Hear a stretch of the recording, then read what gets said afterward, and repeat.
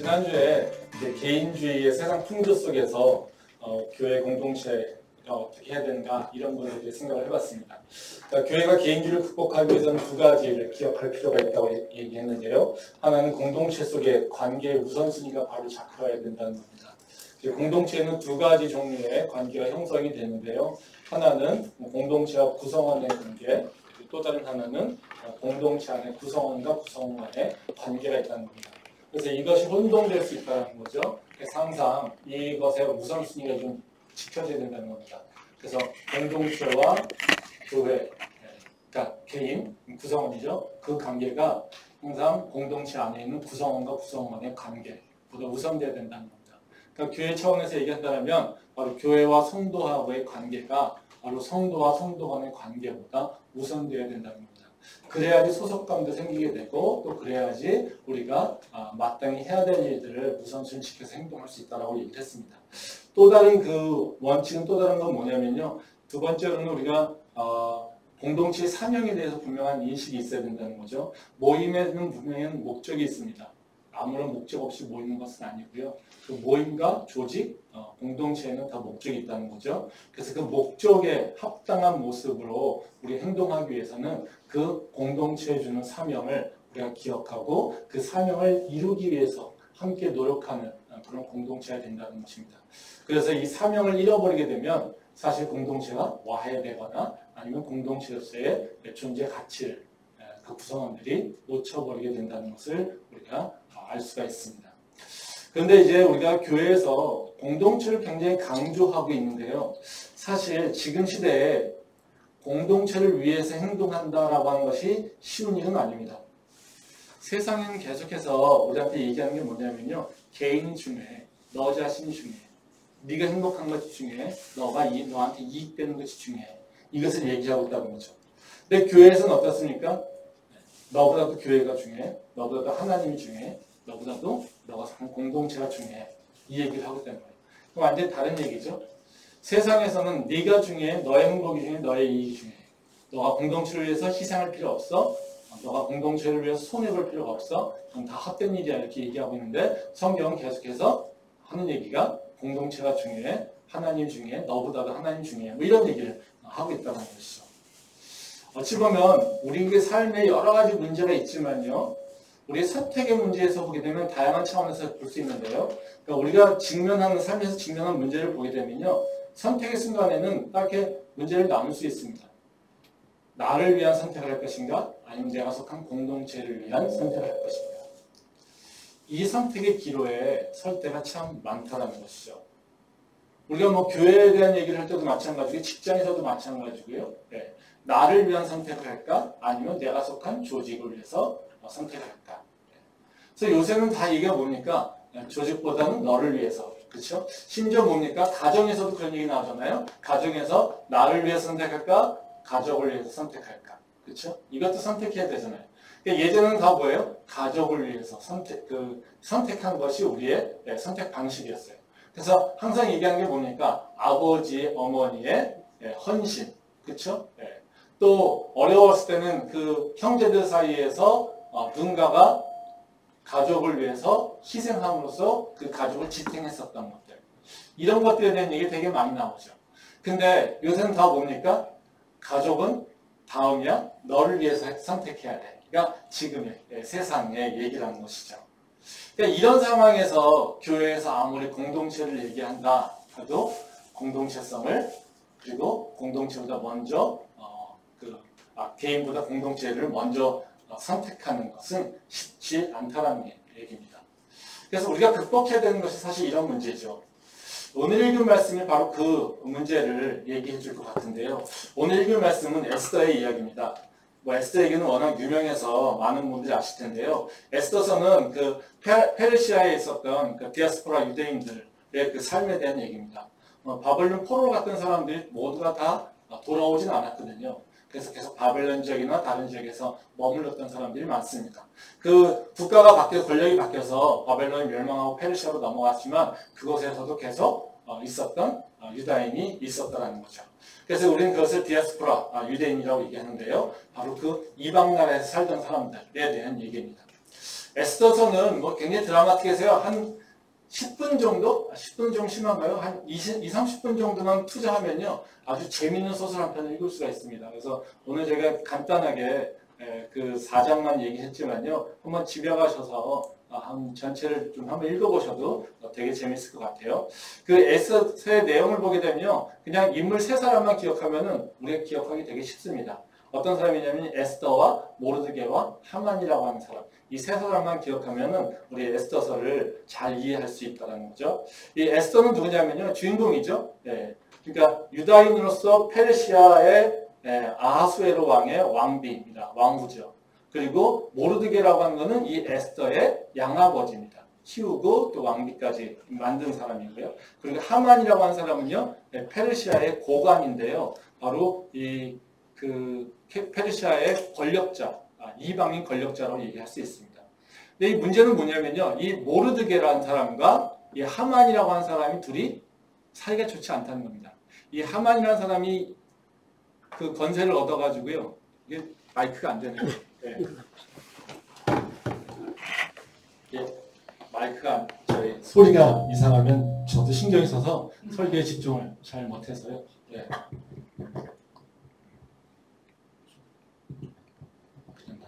예. 그 어디까지 했죠? 모르드게 하만. 예. 모르드게하고 하만이라고 하는 사람, 두 사람이 이제 경쟁 관계는 아니지만 서로 사이가 안 좋습니다. 하만이 권력자에 왔을 때 그 모르드게가 하만한테 남들은 다 인상 절하는데 절하지 않았어요. 그래서 하만이 저자는 누군데 이렇게 목이 뻣뻣해, 뭐 이렇게 건방져, 뭐 이렇게 얘기를 하는 거죠. 그랬더니 그 주위에 있던 사람들이 저 유대인이에요. 얘기해서 하만이 기분 나쁘네. 그럼 저놈과 유대인을 모두 다 죽여. 이렇게 한 거예요. 그래서 그 조서까지 받았습니다. 그래서 유대인들이 그 페르시아에 있던 유대인들이 다 죽게 되는 위험에 처한 겁니다. 그랬더니 모르드게가 이제 문제를 해결해야 되잖아요. 그래서 왕후한테 갑니다. 에스더한테 간다는 거죠. 에스더한테 가서 당신이 왕한테 가서 이제 유대인들을 구원할 수 있도록 간청해라. 이렇게 얘기합니다. 그랬더니 왕후가 그렇게 얘기합니다. 왕한테 나가려면 왕이 부르심이 있어야 되는데 내가 한 달 동안 지금 부르심 못 받았다. 내가 잘못 나가면 내가 죽게 된다. 그래서 내가 그것을 할 수 있는 상황이 아니다. 이렇게 얘기를 한다는 거죠. 즉 에스더가 문제에 직면했죠. 어떤 문제입니까? 나를 위해서는 왕한테 나가지 말아야 되는 거고요. 내가 속한 공동체 바로 유다를 위해서는 유대인들을 위해서는 내가 왕한테 나가야 된다는 거예요. 이 문제가 바로 에스더가 직면한 문제라는 겁니다. 말씀 한번 보도록 하겠습니다. 모두 읽은 말씀입니다. 에스더 4장 7절부터 11절 말씀입니다.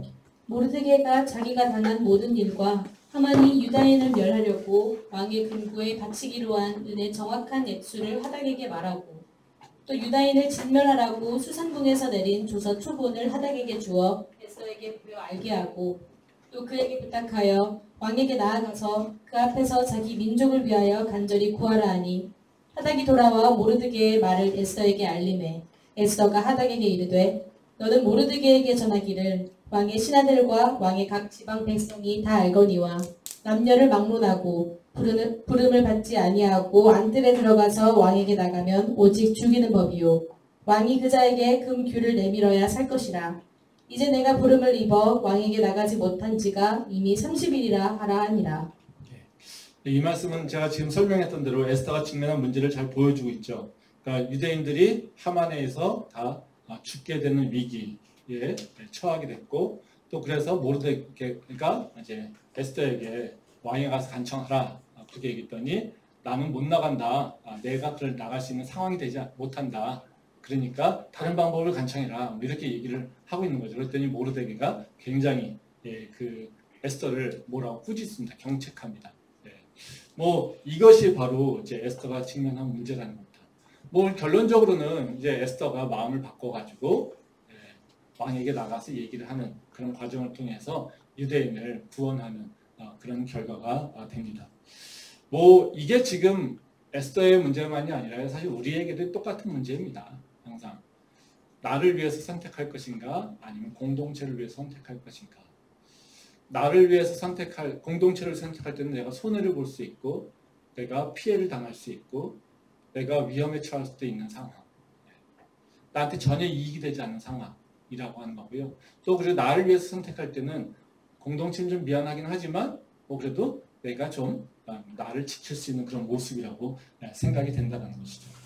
그래서 오늘은 이 문제를 좀 어떻게 해결해야 될 것인가 라는 부분에 대해서 좀 생각을 해보려고 합니다. 그래서 이 에스더의 문제를 가지고 에스더가 이 문제를 어떻게 해결했는가라고 하는 부분을 좀 생각해 보려고 하는데요. 그래서 개인 차원에서 우리는 이런 상황에 직면했을 때 어떻게 무엇을 기억해야 되는가, 그리고 또 공동체 차원에서는 이런 문제에 직면했을 때 우리는 무엇을 해야 되는가, 공동체 차원에서 해야 될 일이 무엇인가를 보겠습니다. 그래서 개인과 공동체 간에 바로 그 의견 충돌 또는 선택의 차이가 있을 때 개인 차원에서는 무엇을 기억해야 되고 공동체 차원에서는 무엇을 해야 될지 두 가지를 좀 생각해 보려고 합니다. 먼저 이제 개인과 공동체의 이익에 있어서 충돌이 될 때 이제 개인 차원에서 해야 될 일이 있는데요. 그건 다른 것이 아니라 하나님께서 원하시는 게 뭘까를 먼저 기억할 필요가 있는데요. 하나님은 우리가 뭘 선택하기 원하시냐면요. 개인 차원보다는 공동체 차원에서 하나님의 뜻을 먼저 생각하기를 원한다는 겁니다. 즉 개인의 이익에 따라 행동하지 말고 공동체 안에서 나의 모습을 보며 하나님의 뜻이 무엇인지를 생각해야 된다고 하는 것이 하나님께서 말씀하시는 거라는 겁니다. 말씀 보도록 하겠습니다. 에스더 4장 13절 말씀입니다. 모르드게가 그를 시켜 에스더에게 회답하되 너는 왕궁에 있으니 모든 유다인 중에 홀로 목숨을 건지리라 생각하지 말라. 이 말씀은 모르드게가 에스더에게 하는 말이죠. 에스더에게 입장에서 보게 되면 되게 뼈아픈 말인데요. 에스더가 오랫동안 자신을 부르지 않았기 때문에 왕에게 못 간다 이렇게 얘기했더니요. 내가 위험해. 내가 그럴 능력이 없어. 그럴 만한 힘이 없어. 이렇게 얘기합니다. 그랬더니 모르드게가 얘기한 게 뭐냐면요. 네가 혼자 살려고 하는구나. 이렇게 얘기하는 거예요. 너가 혼자 잘 먹고 잘 살려고 하지. 이 얘기 듣는 이 에스더는 어떻겠습니까? 정말 가슴이 저며오지 않을까요? 네. 이게 바로 모르드게를 통해서 하나님께서 우리에게 하시는 말씀이라는 거죠. 그러니까 하나님께서 우리한테 말씀하신 건 뭐냐면요. 나의 이익을 위해서 너 혼자 살려고 해서는 안 되는 것이 바로 하나님께서 우리를 향하신 바로 뜻이라고 하는 것을 얘기하고 있다는 겁니다. 그럼 왜 우리의 생각은 좀 다르잖아요. 먼저 나를 지켜야 되지 않습니까? 먼저 나를 지키려고 하는 방도를 찾고요. 그 나를 지키기 위한 그 다음 방도, 그 다음에 이제 공동체를 위해서 뭔가를 할 수 있는 일을 찾는 게 우리가 해야 될 일이죠. 근데 하나님은요, 우리한테 반대적인 얘기를 하신다는 거죠. 세상에서 얘기하는 거는 네가 먼저 살고 그 다음에 너가 속한 공동체를 살려가 바로 하나님께서 원하시는 거예요. 근데 세상에서는 그렇게 하나님은 원하시는 건 반대예요. 너가 먼저 사는 게 아니라 공동체를 먼저 살려? 그럼 네가 살아 이거예요. 즉 세상에서 우리한테 가르쳐주는 거는 네가 살고 네 힘닿는 대로 공동체를 살려. 인데요. 하나님은 네가 공동체를 살리려고 해? 그럼 네가 살 수 있어 이거예요. 반대로 네가 살려고 한다면 너도 죽어 이거예요. 이게 완전히 다르다는 것이죠. 이것이 바로 우리한테 사실 도전되는 얘기죠. 세상의 방법과 우리가 배우고 있는, 우리가 믿고 있는 하나님의 말씀이 서로 다르기 때문에 우리는 힘들다는 거예요. 근데 왜 하나님께서 이렇게 우리한테 어려운 것을 요구하실까요? 그 이유가 있어야겠죠. 우리를 바보로 만들어가지고 다 몰살해서 죽게끔 하려고요? 공동체를 위해서 다 죽게끔 하시려고요? 아니겠죠. 여기는 하나님의 비밀이 있습니다. 왜냐면요. 우리가 공동체를 위해서 먼저 희생하려고 할 때요. 그게 결국엔요. 나를 성장시키는 과정으로 변화되기 때문에 그렇습니다. 말씀 보겠는데요. 빌립보서 2장 5절부터 11절 말씀입니다. 너희 안에 이 마음을 품으라. 곧 그리스도 예수의 마음이니 그는 근본 하나님의 본체시나 하나님과 동등됨을 취할 것으로 여기지 아니하시고 오히려 자기를 비워 종의 형체를 가지사 사람들과 같이 되셨고 사람의 모양으로 나타나사 자기를 낮추시고 죽기까지 복종하셨으니 곧 십자가에 죽으심이라. 이러므로 하나님이 그를 지극히 높여 모든 이름 위에 뛰어난 이름을 주사 하늘에 있는 자들과 땅에 있는 자들과 땅 아래에 있는 자들로 모든 무릎을 예수의 이름에 꿇게 하시고 모든 입으로 예수 그리스도를 주라 시인하여 하나님 아버지께 영광을 돌리게 하셨느니라. 이 말씀 다 아시는 말씀이죠. 예수님께서 우리에게 십자가에 우리를 위해 십자가 달려 죽게 되신 그 과정, 그 예수님의 마음을 얘기를 하고 있습니다. 근데 여기서 되게 재밌는 건 뭐냐면요. 세상의 모든 것들이 예수님의 무릎에 앞에 꿇어졌다라고 얘기를 하고 있습니다. 즉 뭐냐면요. 예수님이 모든 자의 통치자가 됐다라고 하는 것을 얘기하고 있어요. 그럼 예수님께서 원래부터 통치자였느냐? 그렇게 얘기하고 있지 않아요. 그러니까 예수님이 모든 만물에 뛰어난 자, 모든 만물의 통치자가 된 것은요. 어떤 거냐면요. 예수님을 위해서 일하지 않고 행동하지 않고 예수님이 성부 하나님을 위해서 일했기 때문입니다. 그러니까 십자가라고 하는 거 분명히 예수님이 죽는 거죠. 죽는 겁니다.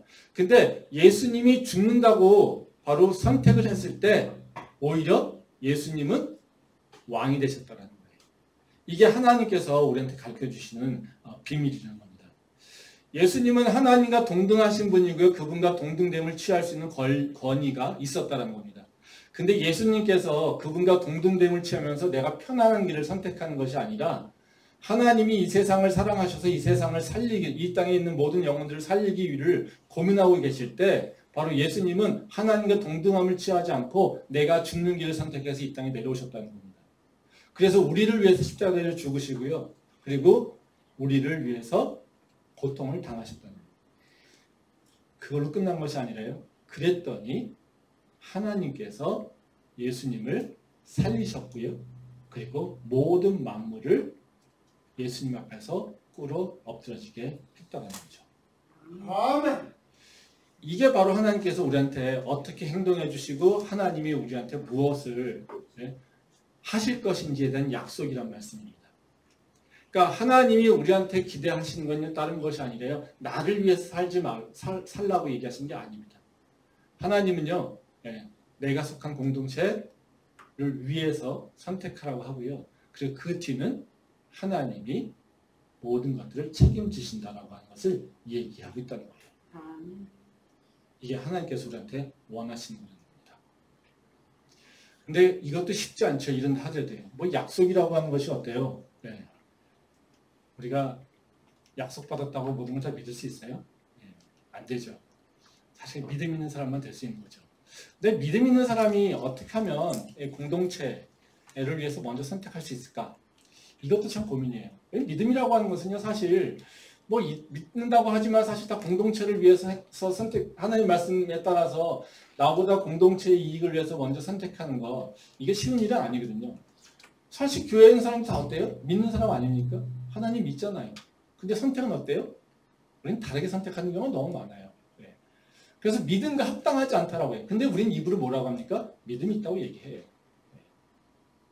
그럼 여기서 우리가 이런 문제를 생각할 수 있어요. 믿음이란 게 뭘까? 난 진짜 믿음에 따라 행동하는 걸까? 우리가 이걸 생각해 봐야 볼 필요가 있지 않겠습니까? 난 정말 믿음이 있는 사람으로 행동하고 있는 걸까? 하나님께서 말씀하신 것 따라서 내가 행동하는 것이 그렇게 믿음 있는 거 아니겠습니까? 그러면 내가 진짜 믿음 있다고 얘기한다면 내가 정말로 하나님의 말씀에 합당한 사람으로 행동하고 있는 건가? 우리가 생각해 볼 필요가 있다는 거죠. 우리는 어떻습니까? 믿음 있는 사람은 행동하고 있습니까? 이 시간 우리 스스로 다시 한번 돌아볼 필요가 있다고 생각이 됩니다. 근데 믿음이라고 하는 것이 있게 되면요, 우리가 나 자신이 아니라 공동체를 위해서 행동할 수가 있습니다. 그건 왜냐면요, 내가 갖고 있는 모든 것이 하나님의 은혜인 것을 고백하고 있는 사람이기 때문에 그렇습니다. 말씀 한번 더 보겠습니다. 에스더 4장 14절 말씀입니다. 이때 네가 만일 잠잠하여 말이 없으면 유다인은 다른 데로 말미암아 노임과 구원을 얻으려니와 너와 네 아버지 집은 멸망하리라. 네가 왕후의 자리를 얻은 것이 이때를 위함이 아닌지 누가 알겠느냐 하니. 말씀도 이제 모르드게가 에스더에게 그 개인 행동을 하면 개인을 위해서 살게 되면 너는 오히려 죽어라고 얘기를 하는 이유입니다. 근데 거기에 보면 재밌는 얘기가 뭐냐면요, 모르드게가 에스더한테 얘기를 하면서 그걸 설득하는 건지 아니면 경고하는 건지 아니면 경책하는 건지 잘 모르겠습니다. 근데요, 여기서 모르드게가 에스더를 깨우치는 게 있습니다. 그게 뭐냐면요. 내가 왕후 자리에 있게 된 것이 무엇을 위해서 이루어진 것인지 알고 있니? 기억하고 있니? 이런 거예요. 그러면 뭐라고 얘기했습니까? 내가 왕의 자리를 얻은 것이 이때를 위함이 아닌지 누가 알겠느냐? 이렇게 얘기했어요. 지금 무슨 얘기예요? 너가 왕의 자리에 왜 있니? 네가 왕의 자리에 어떻게 올라가 있니? 이것을 지금 모르드게가 얘기하고 있는 거예요. 너가 지금 왕의 자리에 오가가지고 그 왕의 자리 지키겠다고 너가 그러고 벌벌 떨고 왕한테 나갈 것을 지금 두려워하고 있잖아. 근데 한번 생각해봐. 네가 그 왕의 자리에 어떻게 갔니? 네가 그 왕의 자리에 왜 그 자리를 왜 거기에서 앉아 있어야겠니? 뭐 때문에 그 왕의 자리를 지키려고 하지? 이것을 지금 모르드게가 얘기하고 있다는 거예요. 지금 모르드게가 뭐가 얘기합니까? 네가 왕의 자격이 있어서 왕후가 된 것이 아니라 하나님께서 너를 왕의 자리에 올려놓으셨어. 그럼 하나님께서 너한테 왜 왕의 자리에 올라가게 하셨을까? 지금 이 너의 백성이, 너의 민족들이 고통받는 상황, 그 위험에 처한 상황, 그 상황을 대비하기 위해서 하나님이 너를 미리 그 왕의 자리에 올려놓으신 거 아니겠니? 이것을 얘기하고 있다는 거예요. 믿음 있는 자라고 하는 건 어떤 자입니까? 나의 모든 것이 다 하나님의 은혜로 된 것을 얘기하는 것이죠. 그게 믿음이죠. 네. 그러니까 믿음이 없으면 내 노력으로 모든 걸 이뤘다고 생각해요. 그렇기 때문에 그 내 노력으로 내가 가지고 있는 것은 뭡니까? 완전 내 거예요. 그렇기 때문에요. 내 마음대로 처분할 수가 있어요. 근데 우리가 믿음이 있다라고 하면 어떻게 됩니까? 내가 나의 노력으로 얻은 것이 아니라 하나님의 은혜로 내가 선물 받은 거예요. 그 주권이 어디 있습니까? 하나님에게 있어요. 그러면 그 주권에 하나님의 주권을 통해서 얻은 게 있다라면 그 얻은 것이 다 뭡니까? 하나님의 계획이 있고요. 하나님의 뜻이 있고요. 하나님의 목적이 있다라고 하는 것을 우리가 기억하는 거예요. 그것이 바로 우리가 믿는 자가 살아가는 삶의 방식이라는 거죠. 모르드게가 지금 에스더에게 요구하는 건 그겁니다. 너가 왕의 자리에 간 거 하나님의 은혜지. 그리고 하나님께서 너를 향하신 뜻이 뭔지를 기억해. 이렇게 얘기를 하고 있다는 거예요. 우리가 하나님께서 주시는 것, 그것을 내 거라고 여기지 말고요. 하나님께서 그 모든 것을 가졌다. 그리고 하나님께서 나한테 주셨다. 그리고 하나님께서 그것을 향한 계획이 있다라고 하는 것을 기억하고 사는 게 지혜롭게 사는 하나의 방법이라는 겁니다. 제가 요새 회개를 많이 하고 있는데요. 그 회개하는 것 중에 하나가 그겁니다. 미얀마 관련돼서 회개를 하는 게 있는데요. 제가 요새 연구과제가 없어가지고 이제 돈을 또 벌어야지 이러고 있는데 그래서 이렇게 제안서 내고 합니다. 그럼 제안서 낼 때마다 이제 실적 이렇게 내게끔 돼 있거든요. 제가 과거에 5년 동안에 무슨 연구를 했고 그리고 또 연구비를 얼마 수주했고 이런 거예요. 이렇게 쭉 하다 보면 제가 어느 순간 이제 잊고 살았는데요. 이제 얼마 전에 어디 제안서를 내느냐고 이렇게 쭉 이제 내다 보니까요. 이게 숫자가 하나가 너무 툭 튀어나왔어요. 그래서 이게 뭐지? 그리고 너무 커가지고 숫자가 그래서 단위수가 틀려가지고 제가 이게 뭐지? 그래서 잘못 단줄 알고 봤더니 제가 5년 동안 이제 그 미얀마 과제를 했었던 거예요. 저도 기억 못했는데 보니까 약 12억이더라고요. 그 5년 동안 12억을 본 거예요, 제가. 그래서 하나님께서 이렇게 많이 주셨구나 이런 생각을 제가 했었어요. 근데 그걸 보면서 제가 한편으로 회개를 했어요. 근데 내가 이 많은 돈을 받아가지고 뭘 했지? 무슨 열매를 얻었지? 세상적인 열매는 사실 꽤 돼요. 연구도 많이 했고요. 저랑 같이 연구하던 두 메인 파트너들 박현영 교수하고 이가은 박사가 다 교수가 됐습니다. 5년 이후에. 사실 다 이제 전임이었었는데 이가은 교수 같은 경우는 저희 대학원생이었는데 지금 이제 교수가 됐고 다 서울시내에 있는 대학교에. 그래서 기적입니다. 사실은. 세상적으로는 되게 좋은 열매를 많이 맛있어요. 근데요. 제가 이거 보면서 하나님께서 나한테 미얀마를 보여주시고 미얀마 선교를 하겠다라고 꿈을 꾸고 나갈 때 나한테 예상치 않은 과제를 주셔서 큰 돈을 나한테 주셨는데 그럼 과연 나는 하나님 앞에 자랑할 만한 열매는 뭐지? 세상적으로는 자랑할 열매가 있습니다. 근데 하나님 앞에 떳떳했나? 그냥 하나님 말씀에 합당하게 썼나? 라고 하는 생각을 했을 때 제가 되게 가슴이 사실 불안함과 그리고 제 스스로 창피함 같은 것이 몰려오는 것을 제가 경험을 했습니다. 왜냐하면 세상적인 실적들은 괜찮지만 제가 뭐 하나님 앞에 해놓은 거는 없는 것 같아요. 뭐 미얀마 가겠다라고 열심히 얘기는 하고 다녔지만 한 영혼을 위해서 구했나? 한 영혼이라도 구했나? 내가 복음 전했나?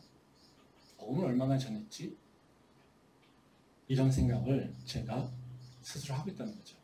그래서 제가 요새 그런 해결합니다. 하나님, 제가 잘못했습니다. 주신 거 정말 하나님께서 주셨는데 제가 그것을 세상적인 방법으로밖에 사용하지 않았습니다. 이렇게 제가 요새 회개하고 있어요. 그래서 다시 용서를 구하고 있는데요. 뭐 그런 겁니다. 제가 그걸 사용할 때 만약에 이것이 하나님께서 주신 것이지, 그러면 하나님께서 주신 것이 뭘까라고 하는 것을 내 이익이나 세상적 관점에서만 바라본 것이 아니라 영적인 관점에서, 믿음의 관점에서 바라봤다면 분명히 다른 결과가 있을 것 같아요. 물론 제 입으로는요, 하나님께서 주신 거니까 좋은 일에 써야지라고 얘기했어요. 근데 실제 실행할 때는요, 저는요, 항상 내 과제를 지속 가능하게 하기 위한 선택을 했지, 복음을 전하기 위한 선택을 하진 않았다는 거예요. 그게 바로 5년 후에 저한테 들어왔던 제 스스로의 평가는 하나님 앞에 부끄러움밖에 없다는 것을 제가 요새 경험하고 있다는 겁니다. 믿음 생활하면서 가장 참 볼상사나운 모습들이 있어요. 그건 뭐냐면요, 들어갈 때와 나올 때의 모습이 다른 거죠. 저도 마찬가지 모습이에요, 지금. 제가 연구비 신청할 때 얼마나 기도했겠습니까? 그쵸? 네. 기도 많이 했어요. 야, 이거 하나님 뜻이야, 이거 주시면 하나님 뜻이야, 이러고 정말 입으로 온갖 하나님에 대한 영광은 다 드러내는 것처럼 얘기하고 다녔어요. 사용할 때는 안 그렇죠. 우리가 참 그것이 제 모습 보기에도 너무 볼상사나워요. 야, 이러면서 목사, 이러면서 믿는다고? 야, 그러면서 무슨 어디 가서 믿는다고 떠들고 다니지 말아야지, 이런 얘기를 제가 솔직하게 하나님한테도 그런 회개를 합니다. 볼상스러운 모습이 한국교회에 너무 많아요. 그렇지 않습니까? 한국교회 특성이 뭡니까? 원하는 게 있어요? 그럼 열심히 기도하죠. 시험을 앞두고 엄청 기도합니다. 취업을 앞두고 엄청 기도합니다. 결혼을 앞두고 엄청 기도해요. 그렇죠? 그 끝은 어떻습니까? 하나님께서 축복해 주셔가지고 시험에 합격했어요. 하나님께서 축복해 주셔서 취업했어요. 하나님께서 축복해 주셔서 결혼했어요. 그럼 뭐가 이루어져야 될까요? 그들이 했었던 그 기도들이 있지 않겠습니까? 시험 보면서 준비하면서 기도했던 것들, 취업하면서 기도했던 것들, 취업을 위해서 기도했던 것들, 결혼하기 위해서 막 기도했던 것들, 몸이 아파서 낫게 해달라고 막 기도했던 것들, 이런 것들이 내 문제가 해결되면 그것이 이루어져야 되지 않습니까?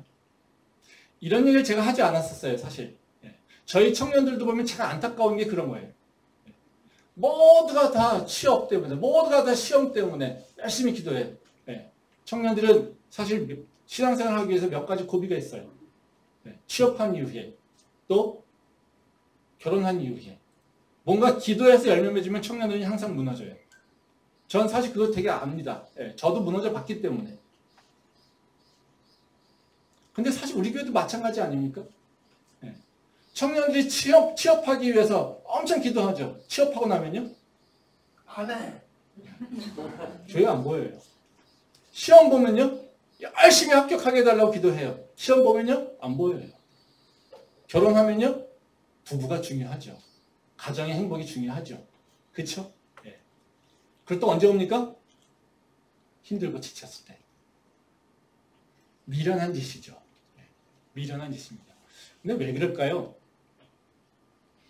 믿음이라고 하는 거 교만하게 생각해서 그래요. 내가 정말 믿음이 있다라면요, 내가 받은 것이 항상 어디서요? 하나님께로 왔다는 걸 고백해야 돼요. 내가 받은 것은 내 게 아닙니다. 그건 누구의 거예요? 하나님 거예요. 그러게 내가 받은 것은요, 누굴 위해서요? 하나님을 위해서 써야 되는 거예요. 기독교에서 교회에서 우리가 공동체가 개인보다 우선돼야 되는 건 뭐냐면요. 바로 내 것이 없기 때문에 그래요.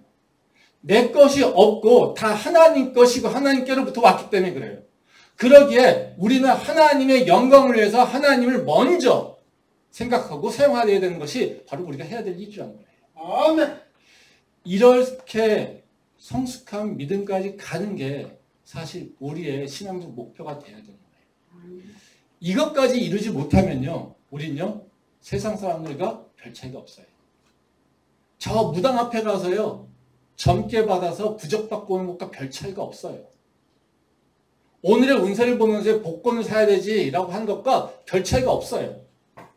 우리의 믿음은요, 바로 인격적이신 하나님, 그 인격적이신 하나님 그분과 함께 내가 어떤 관계로 그분의 뜻을 어떻게 이룰 것인가에 목표가 있는 거예요. 근데 그것을 놓쳐버리면요, 우리는요, 하나님을 믿는다고 하지만요, 우리는 소용이 없어요. 우리가 미얀마 학생들을 많이 만납니다. 미얀마 학생들은 불교도들이죠. 그 모습들 보면요, 교인들보다 훨씬 더 뛰어나요. 선한 일을 훨씬 더 많이 합니다. 착하게 살려고 되게 노력해요. 아마 그 사람들 눈에 한국에 있는 기독교인들 보면요, 어떻게 볼까요? 되게 이상하게 보일 거예요. 예의 없고요, 하나님에 대한 예의도 없어요. 저 륜균이 지지난주에 성인식이라고 하더라고요. 저 몰랐어요. 성인이 됐다고 해가지고 저한테 기도를 받겠다고 했어요. 그래서 제가 그래, 나 기도해 줄게 그랬어요. 그랬더니 뒤에서 제가 기도를 해주려고 했더니 륜균이 무릎을 꿇더라고요. 복도에서. 야, 그러지 마. 일어나. 한번 생각해 보세요. 우린 기도 받겠다고 하면 어때요? 뻣뻣하죠. 물론 제가 뭐 제 권위를 얘기하는 게 아닙니다. 오해하지 마십시오. 기도라고 하는 것 자체를 우리는요, 내 편한 방식으로 해요. 근데 미얀마 친구들은요, 기도하면 무릎부터 꿇어요. 우리는 기도하면 무릎 꿇지 않아요. 우리는 무릎 꿇으라고 하면요, 다리절인데, 아유, 목사님 왜 다리절인데? 그렇죠. 완전 다르죠. 그러면 생각해 보세요. 미얀마 청년들한테 우리가 예수를 믿는다고 자랑해요?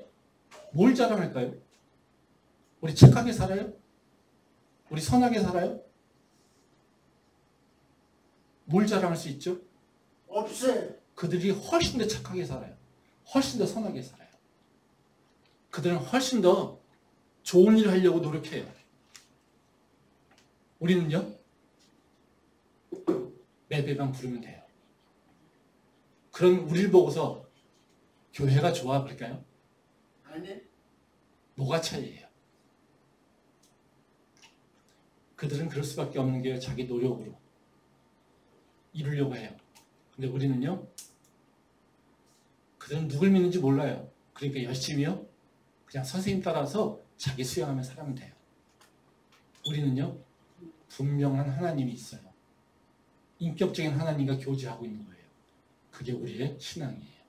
아멘. 그러게 우리는요,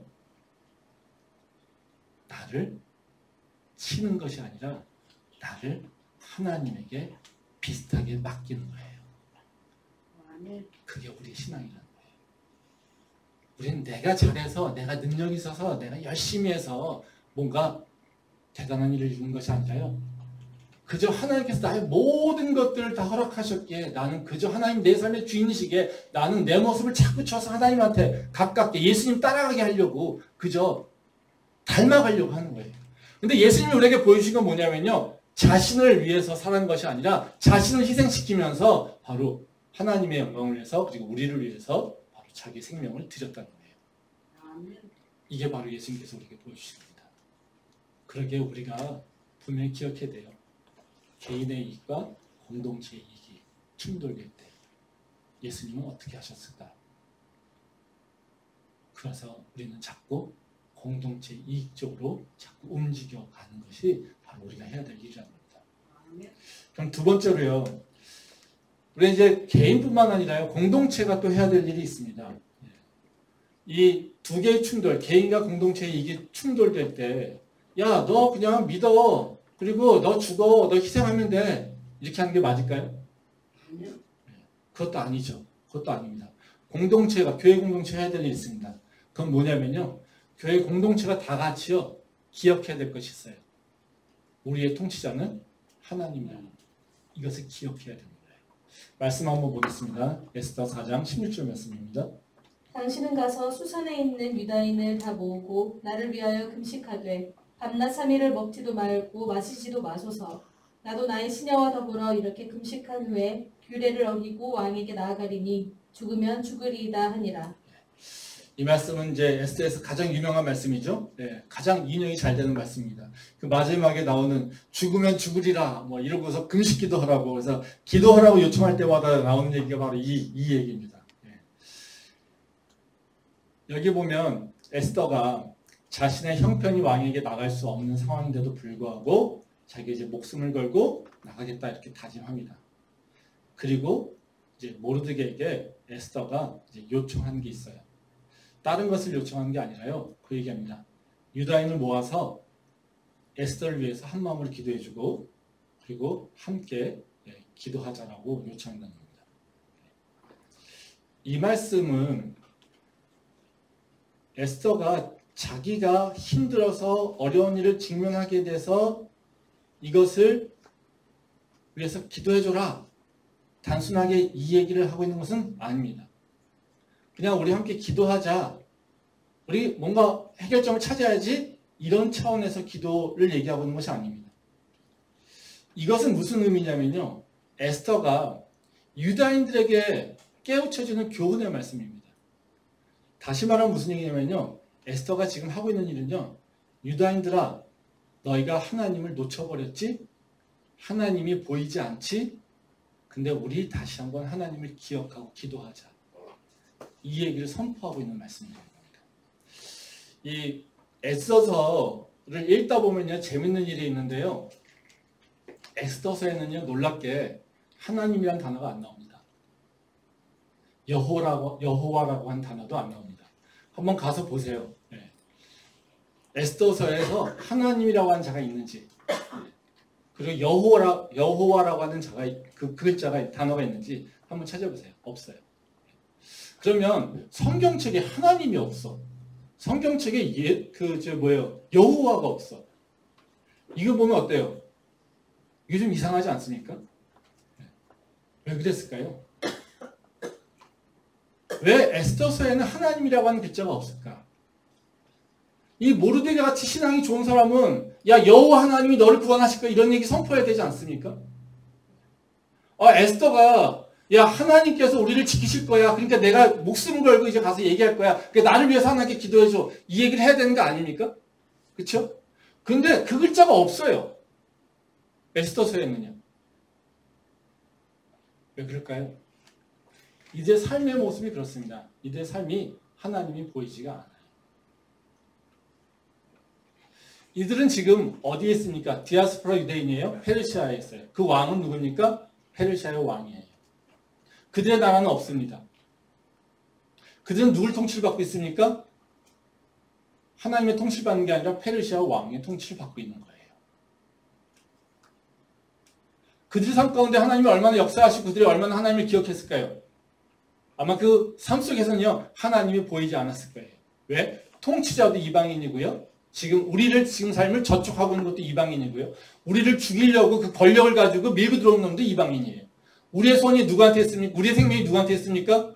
이방인의 손에 있어요. 지금 에스더도 어떻습니까? 누구를 두려워하고 있습니까?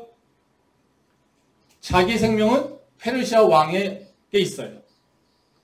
페르시아 왕이 죽이겠다라고 하면 자기는 죽는 거예요. 그렇지 않습니까? 이들에게 있어서는요. 하나님이 없어요. 하나님이 통치하는 나라에 살고 있는 것이 아니라 어디요? 페르시아 왕이 통치하고 있는 나라에 살고 있는 거예요. 근데 지금 에스더가 죽으면 죽으리라 너희가 나를 위해서 금식하고 기도해. 나도 금식하고 기도할 거야. 얘기하는 건 뭐겠습니까? 페르시아 왕인 나의 주인이 아니라 우리가 보지 못했던 우리가 지금 놓치고 있었던 하나님께서 나를 지키실 거예요. 우리가 지금 페르시아 왕 때문에 하나님을 놓쳐버렸어. 하나님을 보지 못했어. 근데 이제는 우리가 다시 하나님을 기억할 거야. 이것을 지금 얘기하고 있다는 거예요. 그래서 하나님이 보이지 않지만 지금 에스더서 전체적인 얘기를 보면요. 하나님이 통치하고 있는 것이 보여요. 에스더가 왕후가 되는 것들, 그리고 모르드게가 바로 또 왕을 구하게 되는 역사를, 그런 수훈을 행한 것들, 왕이 모르드게가 한 그 수훈들을 다 잃어버리는 일들, 하만이 통치되는 것들, 위험스러운 것들, 이것을 극복해서 바로 그 하만이 처형당하는 그 모습 가운데 바로 하나님이라고 하는 말이 나오진 않지만요, 하나님이 보이진 않지만요, 하나님께서 계속해서 역사하시는 일이 많습니다. 다시 말하면요, 이스라엘 백성들에게 있어서는요, 보이지 않는 하나님을 잃어버려서 결국 보이지 않는 하나님이 역사하시는 것을 놓쳐버리고 있는 그것이 삶의 현실이었다는 거죠. 근데 모르드게를 통해서 지금 에스더가 다시 회복한 건 뭐냐면요, 보이지 않는 하나님을 기억하게 됐다는 거예요. 그래서 개인적인 이익을 따라서 선택하던 모습에서 이제는 보이지 않는 하나님이 들어오니까 내가 공동체를 위해서, 하나님의 백성들을 위해서 내가 일하겠다라고 지금 선포하고 있는 것과 마찬가지라는 거죠. 이것은 우리 삶에서 동일하죠. 우리가 보고 있는 세상, 우리가 살고 있는 세상 어떻습니까? 하나님이 있습니까? 하나님이 없죠. 세상의 권력이 우리를 통치하고 있지 않습니까? 나의 먹을 것을 누가 줍니까? 내 보스, 내 회사가 주지 않습니까? 나를 즐겁게 하고 나를 편안하게 해주는 게 누굽니까? 내 직장 동료, 내 친구들 아닙니까? 나를 행복하게 만족시켜주는 건 누굽니까? 내 가족이나 내 연인이나 내 친구들 아니겠습니까? 그렇죠? 하나님은 언제만 있습니까? 그냥 담보 가듯이, 보험 들듯이 일요일날 와서만 있어요. 내 삶 가운데 하나님의 통치하심은 보이지 않죠. 세상의 권력만 보이는 게 우리 삶의 현실입니다. 그래서 우리는요, 아무도 세상에서 하나님이라는 얘기를 하고 있지 않아요. 이런 세상에서 교회가 해야 될 일이 분명히 있죠. 교회가 해야 될 일은요, 다른 것이 아니라 세상의 권력이 아무리 세도 이 세상을 통치하는 것은 바로 전능하신 창조주 하나님이라고 하는 것을 기억하고 선포하는 게 교회가 해야 될 일입니다. 말씀 보도록 하겠습니다. 고린도전서 1장 2절 말씀입니다. 고린도에 있는 하나님의 교회 곧 그리스도 예수 안에서 거룩하여지고 성도라 부르심을 받은 자들과 또 각처에서 우리 주 곧 그들과 우리 주 대신 예수 그리스도의 이름을 부르는 모든 자들에게. 이 말씀은 이제 사도 바울이 교회에 대해서 정의하고 있는 겁니다. 이제 교회는 어떤 거냐면요, 그리스도 예수 안에서 거룩해진 성도라 부르심을 받은 자들, 이들의 모임이라고 얘기합니다. 즉 여러분 잘 알고 있는 에클레시아라고 하는 그 개념에서 이제 그 교회를 정리하고 있어요. 이 교회에 대한 이것의 정의는요, 뭐 틀리지 않습니다. 뭐 공동체라고 하는 것을 정의할 때 항상 뭘 얘기합니까? 공통점을 찾습니다. 그러니까 공동체라고 하는 건 사람들의 모임이잖아요. 근데 사람들이 왜 모였지? 어떤 사람들이 모였지? 이거를 따라서 그 공동체가 정의된다는 거죠. 그래서 교회라고 하는 건 뭐냐면요, 내가 예수님을 믿어, 예수님이 바로 살아계신 하나님의 아들이며 나의 구원주야 라고 하는 것을 믿음으로 고백하고 있는 사람들, 그 사람들의 모임이 바로 교회라는 거예요. 그러니까 이 에클레시아 개념이라고 하는 것은요, 바로 교회에서 어떤 걸 특성을 얘기하고 있냐면 바로 구원받은 자, 부르심을 받은 자, 그들이 갖고 있는 그 공통적인 바로 그 구원이라고 하는 개념 속에서 교회를 정의하고 있는 거예요. 근데 저는요, 지금 이 시대의 교회의 정의를, 이것도 맞지만요, 이 개념보다는 더 진보된 개념이 좀 필요한 것 같아요. 즉 에클레시아라는 개념이 틀렸다고 하는 것을 얘기하는 것이 아니라요, 이 에클레시아라는 개념이라고 하는 그 자체의 교회의 이해, 이거는요 바로 개인주의가 팽배해지고 있는 이 세상에서 그 세상을 이길 수 있는 교회의 개념이 되지 않는다는 거예요. 왜 그래요? 구원이라고 하는 것이 우리가 배우는 구원은 어떻습니까? 개인적 차원에서 이루어져요. 그렇죠? 우리 교회가 예수를 잘 믿어요? 그렇다고 하나님께서 우리를 평가하실 때 경희 캠퍼스의 성도들 쫙 나와 그리고 한꺼번에 너희들은 통과 이렇게 하실까요? 아니. 아니죠. 그렇죠? 우리 집안이 다 교회를 다녀요? 네, 저 집안 엄마 아빠들 다 교회 다녀요? 그렇다고 그러면 최용준 너희 집 가면 와. 뭐 최건하고 최선 다 와. 한꺼번에 이렇게 통과시킬까요? 아니. 아니죠. 항상 다 뭐예요? 우리는 다 개인적으로 하나님 앞에 서게 돼 있어요. 그리고 네가 예수를 믿고 있는지 아닌지를 하나님께서 판단하신다는 거예요. 즉 생명부에 기록되는 것은요. 집안이나 교회 단체로 올라가는 것이 아니라 누구요? 개인 단위로 올라가요. 그래서 구원은 어떤 단계에서 옵니까? 차원에서 개인 차원에서 오고 있어요. 그래서 개인 차원에서 구원받은 자의 모임, 그렇죠? 이게 교회. 그렇게 되면요, 내가 개인으로 구원받았으니까 교회라고 하는 것이 필요할까요? 하지 않을까요? 필요할 수도 있고 필요하지 않을 수도 있어요. 왜? 구원이라고 하는 게 개인으로 왔기 때문에요. 내가 공동체에 속할 이유가 별로 없어요. 그래서 개인주의가 팽배하니까 지금 뭐라고 합니까? 가난한 성도들이 많아지는 거예요. 그렇죠? 가난한 성도 아시죠? 안 나가. 네. 나 예수를 믿어. 그렇지만 교회는 안 나가. 네. 아 교회 갔더니 공동체 무슨 또 사람 만나야 되고 귀찮아. 네. 그냥 개인으로 구원받는 건데 내가 하나님 믿으면 됐지. 믿는다고 하면 됐지. 나 방송으로 TV 예배 드리면 되고 나 혼자 큐티해. 나 그냥 믿음을 고백해. 좀 됐지. 나 구원받는지 전혀 지경 없어. 왜? 하나님이 우리 예수님께서 우리한테 뭐라고 하냐면 예수님을 믿고 고백하면 마음으로 믿고 고백하면 구원받는다고 했어. 나 그래. 나 교회 안 나가도 난 구원받았어. 아무 문제 없어. 이거죠. 그래서 개인주의가 심화되면서 개인적 차원의 구원만 강조하는 교회다 보니까요. 어떻게 해요? 교회라고 하는 존재는 의미가 없는 존재가 되어버린 거예요. 근데 한번 생각해 보세요. 교회라고 하는 것을 공동체를 정의할 때 여러 가지 차원의 공통점을 얘기할 수 있어요. 우리가 소유 관점에서의 그 개념을 얘기할 수 있어요. 지난번에 말씀드렸듯이 우리가 갖고 있는 특성들, 나의 특성들, 성도들의 특성들을 따라서 공통점을 찾으려고 하는 요소들이 참 많죠.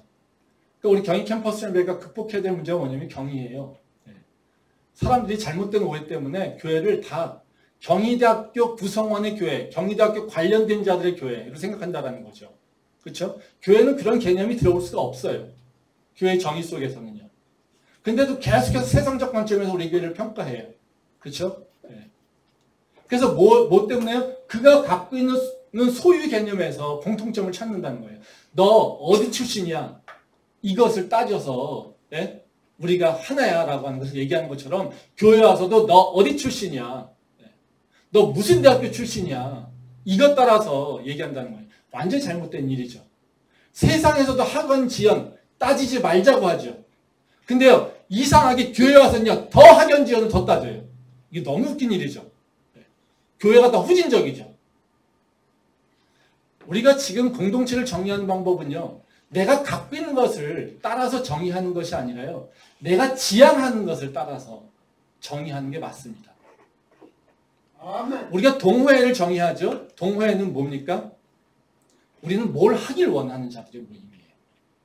지금 세상은요, 공동체는 다 무너져요. 즉 사회에서, 회사에서는요, 동호회 잘 없어요. 그리고 소속감 잘 없어져요. 왜요? 언제든지 난 떠날 수 있으니까. 학교에서도 마찬가지예요. 근데요, 되게 활성화되는 공동체도 있어요. 뭡니까? 동호회예요. 난 이런 거 하고 싶어. 이거 같이 할 사람이 필요해. 이거예요. 이건 뭡니까?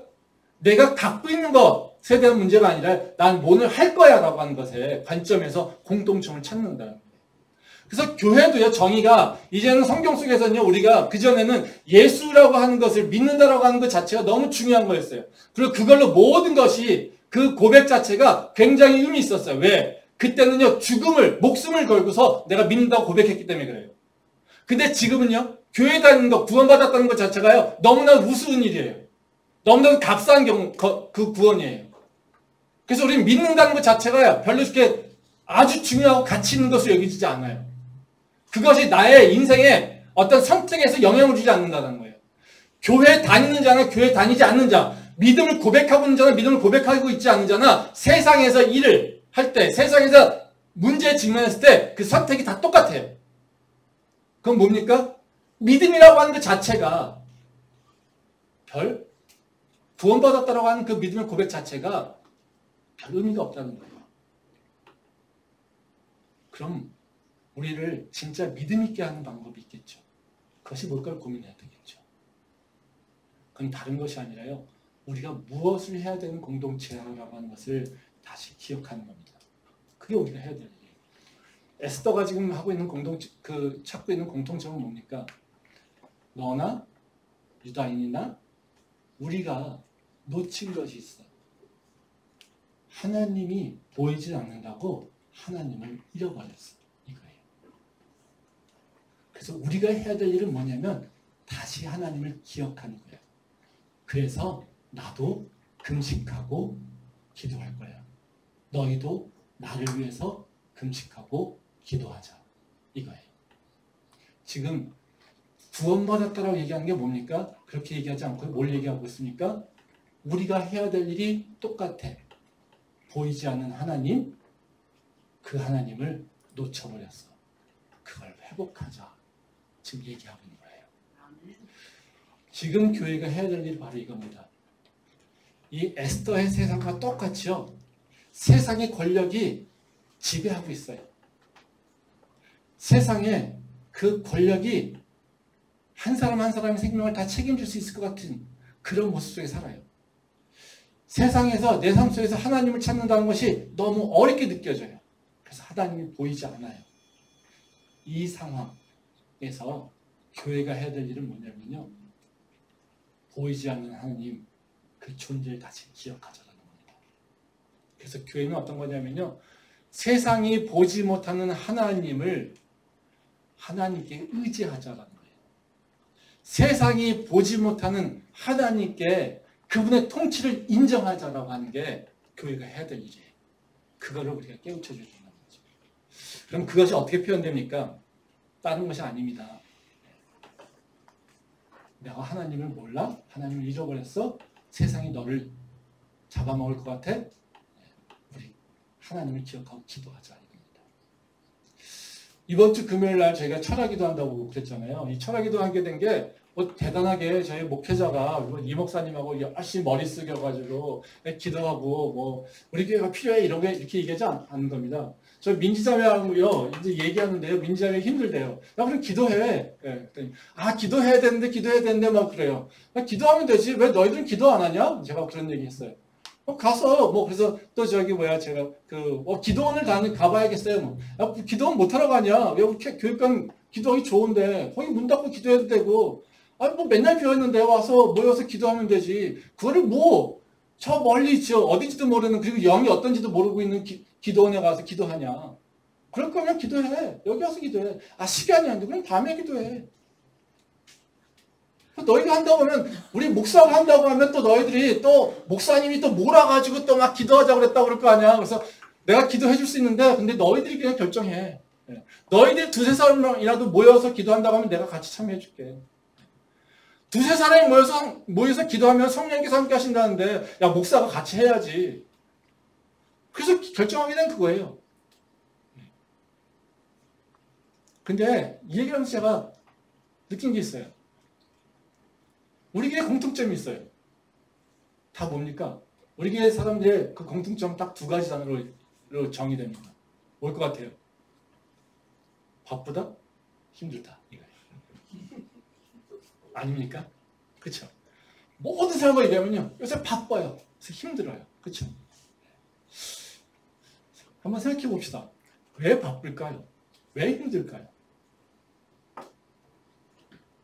세상에 노예됐기 때문에 바쁘고 힘들어요. 세상에 이끌려 다니고 있기 때문에 바쁘고 힘들어요. 바쁘고 힘들면 뭐 해야 됩니까? 기도해야죠. 힘들면요, 그 힘든 것을 구원해 줄 수 있는 건 누굽니까? 하나님 아니에요? 세상이 너무 나를 힘들게 한대요.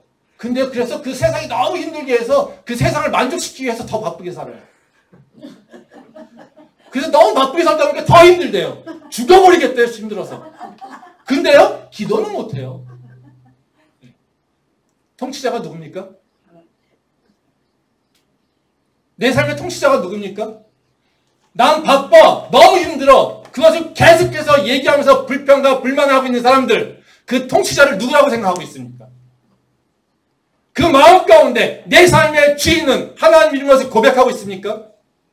나를 살리시고 나한테 평안을 주실 분은 하나님이라는 것을 고백하고 있습니까? 아니, 내가 정말 내 마음속으로 내가 항상 믿음을 고백하면서 나의 삶을 책임질 분은 나의 목자 예수님이시지, 나를 주관하시고 나를 인도하실 분, 나를 피를 많은 물가로 인도하실 분은 예수님밖에 없어. 나의 먹을 것, 입을 것 주실 분들은 하나님밖에 없어. 이걸 고백한다고 해보십시오. 그럼 지금처럼 바쁘고 힘든지, 지금처럼 바쁘고 힘들다고 맨날 볼멘 소리로 얘기할 수 있는지, 우리가 바쁘고 힘들다고 얘기하면서 눈물 흘리는 이유는요, 바로 보이지 않는다고, 하나님이 보이지 않는다고 하나님을 놓쳐버렸기 때문에 그래요. 그래서 지금 하나님을 얘기하고 있지만 내 삶의 주인은요, 세상이라고 고백하고 있는 거예요. 나를 통치하고 있는 것, 내 생명을 주관하고 있는 건 바로 하나님이 아니라 바로 세상이라고 얘기하고 있는 거예요. 근데 우리는요, 세상의 종되고요, 나서 맨날 불평은 누구한테 합니까? 하나님한테 와서 해요. 하나님, 당신이 살아계시다면 나를 이렇게 왜 힘들게 하십니까? 그렇죠? 세상 가서 종돼가지고 세상의 주인한테 조금만 더 줘, 조금만 더 줘, 나 조금만 부자시켜줘 얘기하고 있으면서 힘들다고 하나님한테 와서는 하나님, 당신이 살아있다면 왜 나를 이렇게 힘들게 하십니까? 이러고 외치고 있어요. 코미디 아닙니까? 근데 이게 지금 우리의 모습 아닐까요? 이게 우리의 모습 아닐까요? 우리가 진짜 믿음이라고 하는 건요, 다른 것이 아닙니다. 하나님이 나의 주인이시지, 하나님이 내 삶을 통치하고 계시지, 하나님 그분만이 내 인생을 책임져 주시지, 이걸 고백하는 거예요. 그리고 고백에 합당한 모습으로 살려고 나가는 거예요. 그게 바로 교인이고, 그런 사람들이 모인 곳이 교회예요. 세상이 보지 못하는 하나님을 나는 보고 있기에 세상이 딴짓하고 있을 때 나는 하나님한테 와서 예배하고 하나님께 기도해. 이것을 하는 게 교회라는 것이죠. 이것을 보면 교회 리더가 해야 될 일이 있어요. 교회 리더가 해야 될 일이 뭐겠습니까? 보이지 않는 하나님을 믿지 못한 자들을 위해서요, 지금 모르드게처럼이랑 또 에스더처럼 하나님의 통치하심을 선포하는 거예요. 그리고 그들이 하나님을 경험하게 하도록 기도시키는 거예요. 말씀이 이루어지는 것을 깨닫게 하시는 거예요. 그게 리더라는 거예요. 아멘. 교회가 해야 될 일은요, 다른 것이 아닙니다.